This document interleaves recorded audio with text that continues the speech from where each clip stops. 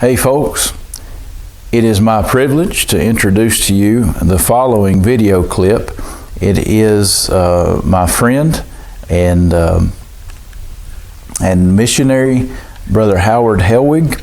He is doing a presentation of a mission in India that we here at Carmen support. And I actually have been to India with Brother Howard and seen firsthand the work that is going on there. And I tell you what, it's a wonderful, wonderful work. And I was just blessed to be able to have some time there with the people in India and see their heart for the Lord, be a recipient of their heart of service, and also to observe their service to the community around them. In fact, I was so moved that before I left, I told them I felt like I just had gained a new family, gained some new family halfway around the world. Just a wonderful group of people and a wonderful work that is taking place there in India. So just enjoy the presentation here from Brother Howard. Be sure and watch it through to the end, because when you get to the end, there will be an address and other contact information for if you have questions or if the Lord moves on your heart to support this mission. So please watch through to the end. Also, Brother Howard brought the message for us here Sunday morning on July 26th. So be sure and go check out that YouTube video too. It's on here as well, and he brought us a great message. He's got a tremendous heart for the Lord and a tremendous heart for people. So we thank the Lord for this mission in India, and I hope you enjoy and that the Lord just blesses your heart. After my pastor, Brother Robbie Spencer, had made a couple of trips to India, he returned with a genuine burden from the Lord on his heart to do something about the orphans and abandoned children. These were children that were living in the area around Kamakshi Nagar village where he had visited. And the Indian brethren were also interested in doing something for these children, but many of the pastors, as well as their churches, were struggling financially. So Brother Robbie presented this burden to his church in Campbellsville, Kentucky. A 9-member mission board was formed, and then 8 months later, with a few $100s, a small rented house, and a skeleton staff, the Fay India Children's Mission came into being. The mission was officially set in order in November 2012, and commencing with 10 children comprising the initial group. It was uncertain at that time concerning the direction that this ministry could or would take on a continuing basis. But I'm happy to tell you that during these 8 years of ministry, the orphanage has been greatly blessed of God. As the number of children slowly increased through the years, it was important or necessary actually to move to a new house each time the number of children grew. This happened 3 times, and then in July 2016 this structure was built to be the permanent resident for the children, and it was ready to move into. Then last year, in the summer of 2019, construction began on a small infirmary on a very small vacant lot. The lot size was 27 feet by 30 feet, and the purchase price of this lot was $1,857. And this lot joins the west wall on the boundary of the mission center. After blueprints were drawn up and approved, day laborers were hired, and construction began on the building. And we continued as long as finances continued and as long as the weather permitted. And the infirmary was going to consist of 2 rooms that would be equipped with several beds per room. And with each room, there would be also a toilet facility. The mission felt that there was a need for a place for children who were sick, but not needing to be hospitalized, could be kept separate from the other children at the mission while they recovered. And this seemed like a very practical need when you remember that all of the children sleep in one of 2 dormitories, boys in one wing and the girls in the other. And the governmental Child Welfare Committee that operates in the Nellore district where the mission is located also made this recommendation. So on the day of the dedication service, there still was some unfinished work to do on the facility, including the completion of a security wall around the property. There is a gate on the property that gives direct access to the adjoining mission center. And the funds provided for the building and construction of this infirmary has come from individuals and from churches and camp meetings here in the USA. And the cost of this building has been approximately $7,000, excluding the cost of the wall. A special ribbon cutting ceremony and dedication service was held in March 2020 during the mission team visit. And Brother Cameron Smith, who pastors the Carmen Church of God in Marshall, North Carolina, preached the dedication service. Sister Jonesy is in charge of caring for the children when they are sick. She has had some training in the nursing profession, and she is also the wife of Brother Bobby Emanuel, who is the overseer of the mission. Now, the orphanage operates on a schedule, and this schedule is posted for all to see in the dining hall where the children eat. As you can see, the day for the children begins around 5 o'clock in the morning and ends around 9 to 9:30 p.m. each night. In good weather, the large front patio area serves as a major focal point for the activities that are done before the children head off to school. So with the children in line formations, there's a time of prayer and devotions before the school day begins. Different ones are called to the front. They will take turns leading in prayer, with the other children repeating in unison.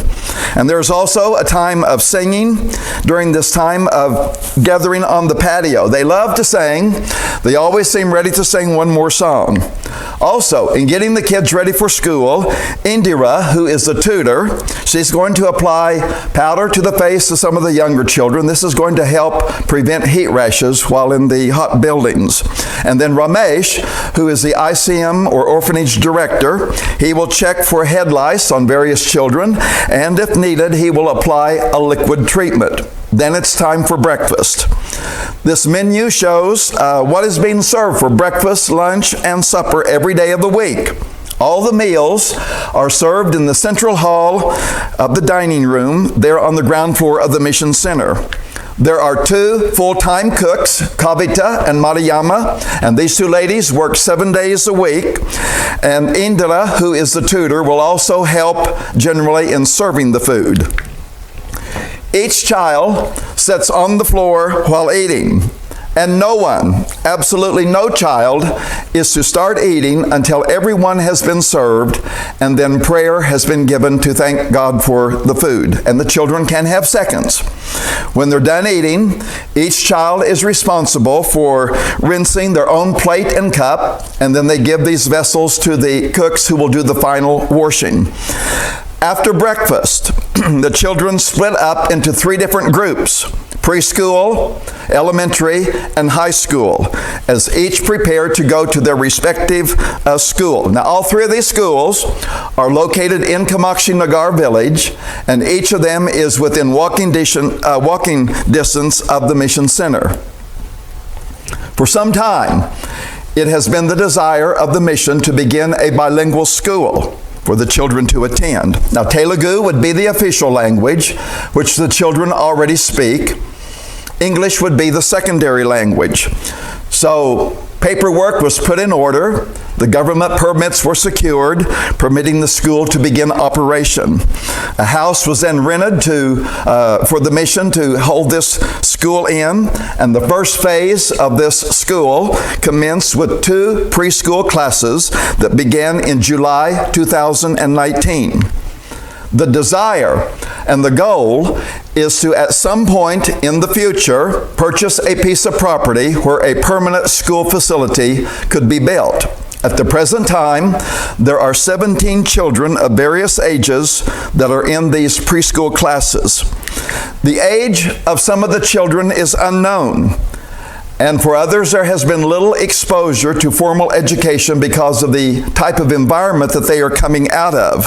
So this means that actually many of these children that are in preschool are beyond the typical preschool age, but they would still not quite be ready for first grade. The preschool is within walking distance of the mission, and classes are held in a house that rents for $90 per month. Sanuthi Chalamchada, who is one of the older girls from the mission, leads the children to and from the school each day. This is part of her responsibilities as caretaker of the mission. Now, Sanuthi has been at the mission for 8 years, and she finished 10th grade in 2019. In India, 10th grade is the final year of high school. She's a very responsible young lady. I've known her since 2014, and actually I'm very delighted that she has been hired because this is a salaried position that she is in. I'm delighted that she has been employed for this job. The preschool has been divided into 2 classes with a salaried teacher for each class. And Maheswari, who is the headmistress, teaches the older group of preschoolers. Kirthana serves as the teacher for the younger group. And Kirthana is the daughter of the ICM overseer, Brother Bobby Emanuel, and his wife, Sister Jonesy. Although this is not a Christian school as such, all 3 of the workers are active in the Church of the Redeemer, Church of God. And each day, the preschool commences with prayer. What a blessing these 3 workers are to the mission. Now, the preschoolers follow what I really consider a very rigorous schedule, considering they're preschoolers. They meet 6 days per week, Monday through Saturday, and in this hot building, it is cooled by only fans. And the time of instruction runs from 8:45 a.m. until 3:30 p.m. daily. There is a 20-minute morning break and a 15-minute afternoon break. And during the breaks, they can give a drink of potable water. And here, the custom or the tradition to drink the water from a cup is to pour the water into your mouth without the cup touching your lips. And this is being demonstrated by a little girl by the name of Pavani. There is also a brief time, very brief time, for recreation. And with limited time, limited space, and limited equipment, about the only recreation they're doing at this time involves throwing the ball up in the air and catching it. There is also a 1-hour break for lunch when the children return to the mission house for the noon meal. And on this particular day, Brother Cameron was down at the preschool with me, and we had been there for most of the morning session. At the preschool, all of the children sit on the floor, and each of them are equipped with a piece of chalk and a small chalkboard. Now, you may be asking, well, what are some of the things that preschoolers do in India? Well, all of them are learning to speak and to write all the letters of the Telugu alphabet. And they first learn to write the letters by repeatedly writing over the top of the original letter as written by the teacher on their chalkboard. And so this little boy named Abalu is working on the first letter in the Telugu alphabet shown in the upper left-hand corner of the chalkboard. In the same manner, they learn to write the letters of the English alphabet by repeatedly writing over the top of the letter as originally written by the teacher. And here, the teacher is reviewing Joseph on the names of each of these English letters. A word beginning with different letters of the alphabet will be written by the teacher on the student's chalkboard. The student will then practice writing over the original word and then write the word various times using their own scale. And here, Bhavani is working on the words apple, ball, and cup. They also learn to identify different shapes and forms, such as circles and squares and cubes and triangles and stars. And then they practice writing these forms on their chalkboard, following the pattern that has been put on the wall blackboard by the teacher. And here, Siddesha is displaying the 7 categories of forms and shapes that she has drawn. They are also called upon individually to stand and read what they have been writing on their chalkboards, or to recite what they have been required to learn from memory. And I learned that when they stand to recite anything, they are instructed to cross their arms during the time of recitation.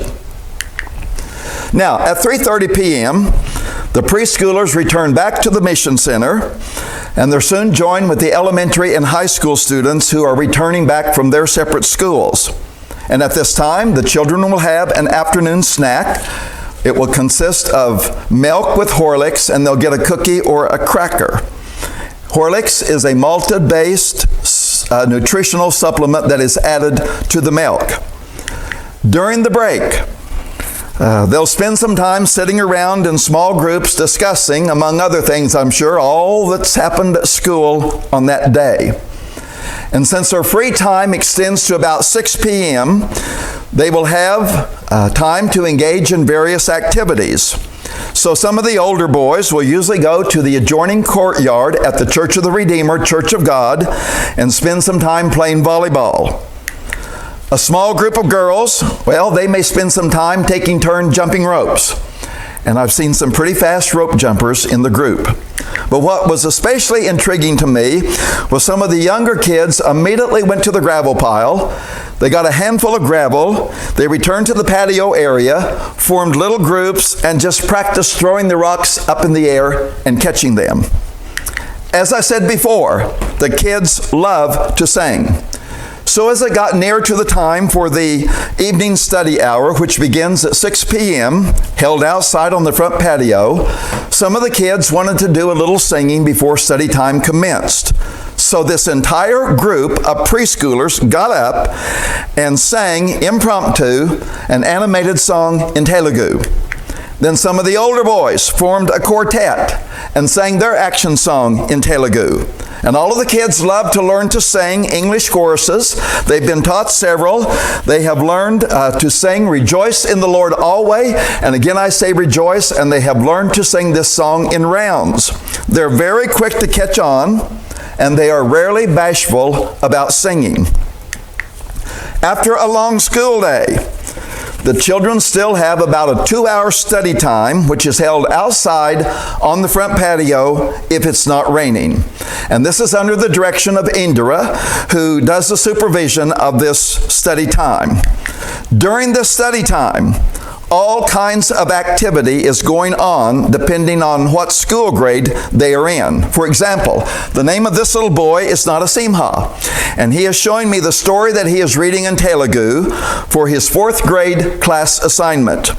Lahari, the little girl on the left, is a preschooler, and she was looking over all the capital letters and small letters of the alphabet in both English and Telugu, which the teacher had written on her board.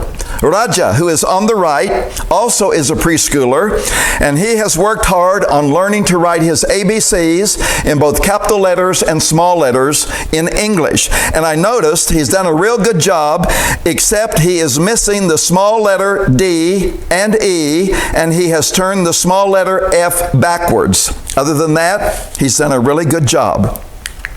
Chandu, on the left, is a preschooler, and the teacher has written ball, cat, doll, and elephant, and he is learning to write these words in each column underneath the original word. Now, the first letter of each word corresponds with the letters of the English alphabet that they are working on a given day. On the right is Siddesha, also a preschooler, and the tutor has written the numbers 1 through 100 on her chalkboard, and she is learning to count in groups of 10. Satish, on the left, is a 4th grade student, and his work assignment in Telugu concerns a lesson on elephants and tigers, both of which exist in India. Varun, on the right, is a 5th grade student, and he's got a lesson on fruits and vegetables and flowers, and at the end of his lesson there's a series of questions that he is to complete. On the left is Dinesh, a 4th grade student, and his English lesson concerns a poem on honesty. On the right is Manendra, who is also in the 4th grade, and his assignment in Telugu concerns learning how to tell time. And there is a series of questions also at the end of his lesson that he is to be prepared to answer when he returns to school. On the left is Narendra, and he was engaged in a reading assignment in Telugu until I interrupted him for this photo. He also is in the 4th grade. On the right is Balaji. He is a high school student in the 8th grade, and his English lesson is to find the prefixes, the roots, and the suffixes of each word that is listed. This little boy, Balaji, on the very last night of our stay in India, after all the services had ended for the day, which was around 10 p.m. that night, the kids down at the ICM Center noticed that there was a king cobra climbing up the steps that leads to the outdoor kitchen. Well, this little boy, Balaji, quickly got a stick, killed that king cobra. The bite of the king cobra can be fatal, so I call Balaji our ICM hero. Quite a little guy. One bright morning, the mission team paid a brief visit to the village elementary school where the ICM children attend. This is a government school, public school, and this is less than a 5-minute walk from the mission center. Brother Bobby, the ICM overseer, Brother Ramesh, the ICM director, accompanied us on this trip, and the female teacher graciously allowed us into her classroom. But I need to tell you, we did not spring a surprise visit on her. Permission was granted ahead of time by her allowing us to come. I always enjoy this visit to the elementary school, and actually wish that we could spend just a little more time there. This is a 2-room school, and in this room the teacher has 31 students, and this is grades 4 and 5. There is no school lunch program, so all the kids return at noon after they have, return home at noon to eat the meal and then come back for the afternoon classes. Because we paid a visit to the school on a Friday, it meant that they did not have to wear the school uniform on that day. In this section of 5th graders, all of them are from the orphan center except the little boy in the middle. The 2 girls on the left are Sibadivya and Sunkirtana, and the 2 boys on the right are Varun and Srinivasulu. The second classroom at the school is for 1st, 2nd, and 3rd grades, and the same teacher handles both rooms. It would have been very interesting for me if I had been able to go around the room and just observe all the various maps and charts and drawings and pictures and other paraphernalia that adorn the walls. Behind the teacher, hanging from wall to wall like on a clothesline, is mathematic charts. 10 plus 1 equal 11. 20 plus 1 equal 21, etc. So one by one, the teacher introduced the ones from the orphan center and called them forward. And here Narendra, who is a 3rd grader, is being introduced. And notice his folded arms. These 3 3rd graders are also from the ICM Center. The little girl's name is Revathi, and the 2 boys are Ganesh and Nagarjuna. We were not able to visit the high school this year, which consists of grades 6 through 10. And this was because at the time of our visit, The yearly school exams were going on, and the high school students were not meeting during their regular sessions. Instead, certain groups of students would take exams on specific days, and they would take these examinations on more than one day, since there are 6 different subjects that they must pass in order to be able to advance to the next grade. The tailoring class for older girls has been in operation since 2013. However, since December 2018, the class has been under the supervision of Srilatha, who is a professional tailoring instructor. And Srilatha is the lady who is standing in this photo. Now, the high school girls are able to work on these 5 treadle sewing machines during the times of instruction. In addition to the treadle machines, there is also a portable electric Singer sewing machine, plus a serger machine, which does special stitching, plus a direct drive machine. 8 machines in all. The class, as well as all of the machines, have been moved to the central hall on the upper floor of the Mission Center. So in this manner, they do not have to be moved to make room for the children to eat meals, as was the case when all of these machines were in the central hall of the ground floor, which also serves as the dining hall. The girls do not have work tables. Rather, they sit on the floor while they mark and cut out their patterns. And all the girls are supplied with cloth, with thread, with scissors, with all the needed supplies. And these supplies have been financed by offerings that have been given to the Faye India Children's Mission. And here, each of the girls are displaying a dress that they have recently made. And you will probably notice the many bright colors and patterns that are worn by the ladies and girls in India. In the tailoring class, the girls also spend some time making dresses for some of the younger children. And the tailoring class is also involved in other types of craft work, but their main emphasis is on sewing. After Chandu and his stepsister Bhavani had been abandoned by their parents, they went to live with their grandmother.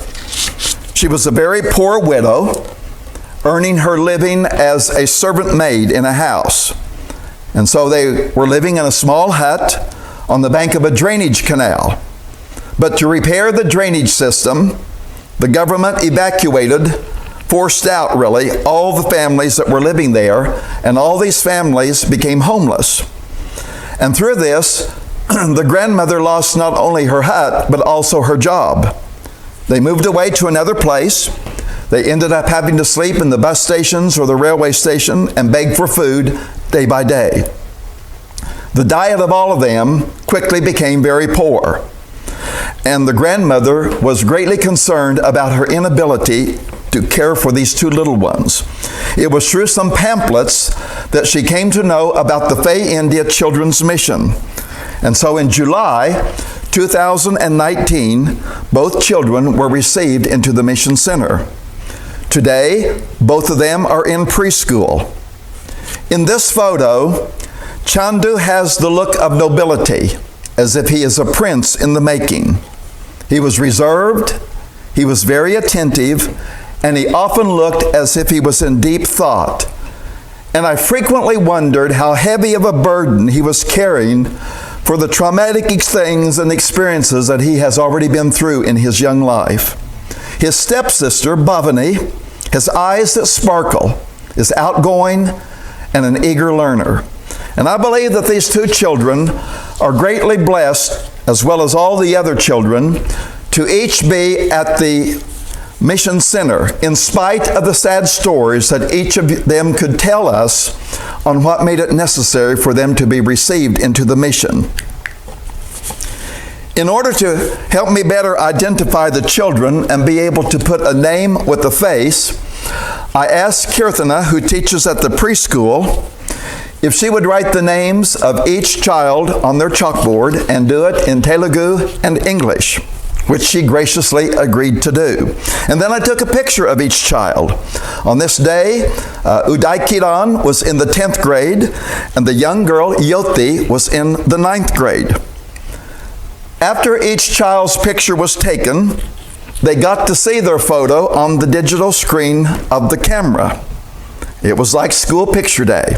Prem was in the 4th grade, and Parameswari was in the 7th grade.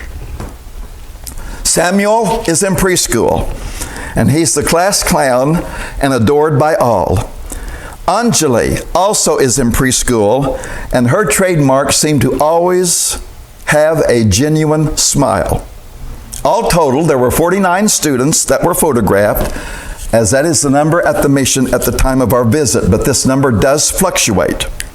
These children all attend the nearby Church of the Redeemer, Church of God.